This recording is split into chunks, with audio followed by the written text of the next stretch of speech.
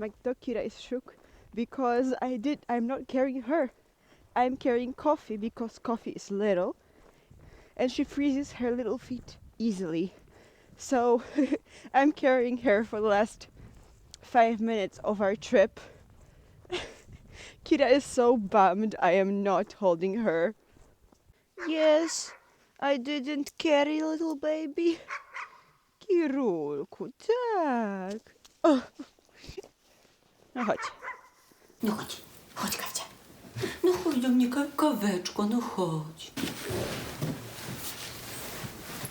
Hello, my name is Matilda and this is Kava or Coffee. She's my little sister's rescue dog. She's had her for about 6 years now and the dog, my dog is going down the stairs. She's between 10 and a million years old roughly, so we don't really know how old she is. And she's here to help me talk about how you can prepare for adopting a dog. I already talked about what you should expect and how to prepare for getting a purebred dog. And now I'll talk about adopting a dog. Oh, and my dog is coming. Tak, Kiruśku, nie ma miejsca na kolankach, tak? No gdzie byś chciała? So, in order to help you with preparing for adopting a dog, I prepared this wonderful 4-point numbered list. Number 1 is the interview process. The only kind of person who can adopt any dog from a shelter is a single child-free woman who's well off, physically strong, and works remotely from home, which is a house with a fenced yard with no neighbors and no busy roads in the neighborhood. And unless you're that kind of person, you have a little bit of work ahead of you before you adopt a dog. You have to go to the shelter, never just go straight in and adopt a dog unless you're that specific kind of woman, because your specific life circumstances will prevent you from adopting a lot of dogs that seem super cute and you might have a bond with but will do poorly in your household. If you have kids, specify what ages are they, because for example a dog might do poorly with toddlers or smaller children but better with bigger kids or better with teenagers. Say whether you have many people in your household. Do you have any other pets? Do your neighbors have dogs? That's a very important thing that people tend to neglect. But if, for example, your neighbor has a dog who's aggressive or very scared or very loud, then your dog might in turn be terrorized or just start a barking match with the dog, and then that might lead to complaints from your neighbors.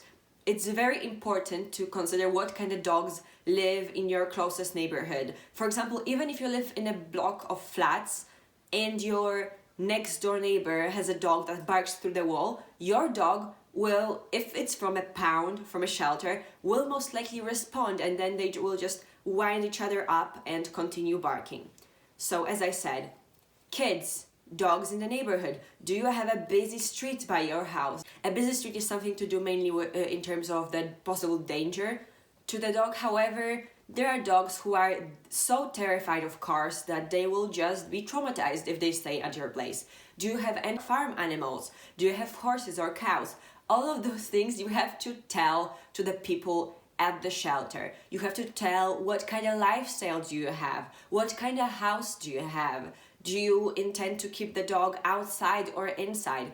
All of those things you have to be prepared to tell the shelter. Do one better. If the shelter doesn't ask you if you have kids, you have to remember that you have some and say that your dog has to do very well with kids. If you have a cat and the shelter doesn't ask you for that information, you have to remember to give away that information. Remember what things are the most important. For example, if your priority is good with kids and good with other dogs, then maybe being very physically active is not your top priority. And if you meet a very, very friendly dog who's more of a couch potato, maybe that will do better with your household. And that may be worth considering instead of looking for a perfect fit. But if you take enough time, you will be able to find like a 90% perfect fit for your household. Number 2 is the adoption process. That's actually rather simple. You have to accept that the shelter will mostly ask you a lot of questions. They might demand a pre and post adoption visit, and I think you should definitely accept that. They might not give you a dog otherwise. It's nothing nefarious. They just want to make sure that you are who you say you are, because they are, dedicated to finding the best possible house for the dog. And people do sometimes, unfortunately, lie to get the kind of dog that they want. For example, they actually live in an apartment, but say they have a house with a yard, to be able to get a husky from the shelter, even though it will make the husky and them in turn miserable. Also, there will be the question of probably a rather small adoption fee and an adoption contract, which you will be required to sign. That's just a document that says that you will take care of the dog to the best of your ability. And I think it also says that you're able to afford it, or otherwise you're liable to some fees or something. But then again, I'm sure I'm speaking to good people, so you won't mind signing that kind of contract. And it of course differs from place to place. Number 3, hidden costs and potential issues. Many people expect that the shelter dogs are less expensive than purebred dogs, and it's true if you take only the initial fee into account. If you take a purebred dog, if you do your research, you have a certain guarantee of health. It's kind of the opposite of the preconceived notion that mutts are inherently more healthy. In my experience, it's not true at all. I won't say most, but at least half of dogs in the shelter have different health issues. Some of them are issues that they get in the shelter, like kennel cough, but a lot of them are like genetic issues, hip dysplasia, or a tendency to bloat, or cancer or something like that, or maybe issues with their eyes. My point is, you have to be financially prepared to handle extensive vet bills. I'm not saying that your dog will get sick. Statistically, most likely not for the first couple of years of its life. When it's going to be elderly, it will get sick. But young dogs tend to be healthy. However, you have to be prepared not only for potential genetic or issues that are already there, but also accidents. Vets are expensive. If you can't afford a sudden visit to the vet, then you can't really afford a dog. That's something to keep in mind. Also, if it's your first dog or your first rescue, then you will most likely need to enlist the help of a behavioral specialist. I insist that you do consult a behavioral specialist if there is any issue that your dog may have. Even if your dog behaves, it doesn't seem to you distressed, but behaves in a weird way, then it's worth it to ask a behavioral specialist. If you didn't have a rescue before, then you're just not equipped to deal with it by yourself. Why am I so insistent upon it? I've been attacked by dogs 3 times since I got mine, because people are just not equipped for the most part to deal with dogs who have behavioral issues. 3 times I do have these scars. And as a person who was attacked by a dog, I insist that people who insist on taking responsibility for a dog actually take responsibility and do go with the dog to the behavioral specialist. You cannot ignore a single issue that your dog has, because somebody else will bear the consequences. And if your dog harms someone, that's directly your fault, and I hope you do feel it strongly on your conscience, because no matter what your dog does, you are the person responsible for it. No matter the circumstances, you will bear the legal and moral responsibility for your dog's actions, is my point. I'm feeling a bit strongly about it.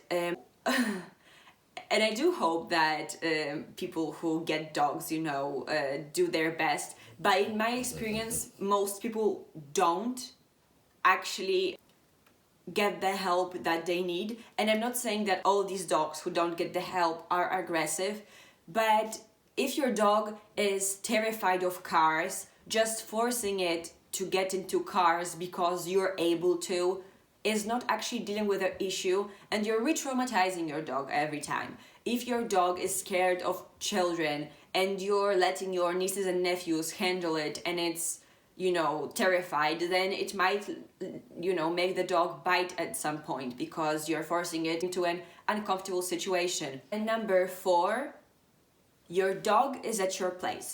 Now what? First of all, be patient. Second of all, treat every single thing that you do as a new experience for the dog. Offer support to your dog on any new situation. If you take them for a ride, if you go onto public transit, if you go to a new place, just be there to support your dog and be patient, because even if the dog was, very friendly and cuddly in the shelter, it might need some time to acclimatize to your household before it becomes cuddly towards you.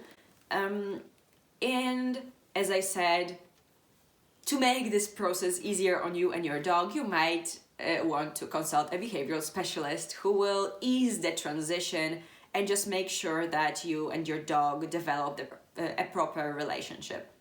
So to wrap things up, first, the interview. Know the specifics, memorize the specific of your living situations to be able to inform the shelter. Also, make a list of priorities, what kind of qualities your dog needs to have, and provide the shelter with this information. Number 2, adoption process is for the most part pretty easy. Just accept the pre and the post adoption visits and sign the adoption contract.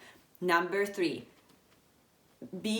have some savings, or make sure that you have enough disposable income to pay for potential vet visits, and also that you can foot the bill of a behavioral specialist, which is just in your best interest to enlist if you've never had a dog. Number 4, after you get the dog, just accompany him or her every step of the way. Make sure that the transition from shelter to your house is as easy as possible. And also, as a side note, personally from me, don't let your dog run around in the dog park before you're sure that he or she is ready. And if you've never had a dog before, don't trust your judgment, trust some specialist's judgment and ask that specialist. In general, you see how much I'm saying that most dogs adopted from the shelter have some untreated issues. I 100% stand by that, but I think that you can definitely find a dog whose potential problems you can handle. Be sure not to bite more than you can chew, and just choose the right dog for you. I'm sorry if this video seemed a little negative. I hoped it didn't, but in my experience as a person who has dogs, who worked at the shelter, I was a volunteer, I didn't get paid, but who worked at the shelter, who worked with dogs, it just saddens me a lot to see how people sometimes don't really do the best by their dog, and I really wish that they would. I hope you will too, and that you will find a wonderful lifetime friend, because dogs are great, like Coffee here. And having said all of that, thank you for watching this film. If you like this kind of informational videos, please consider subscribing and liking this video. I post dog content on Tuesdays, and on Thursdays I talk about books and different types of media. All my social media and also the social media of my dog are in the description box, and I hope you have a nice day. Bye bye. Oi.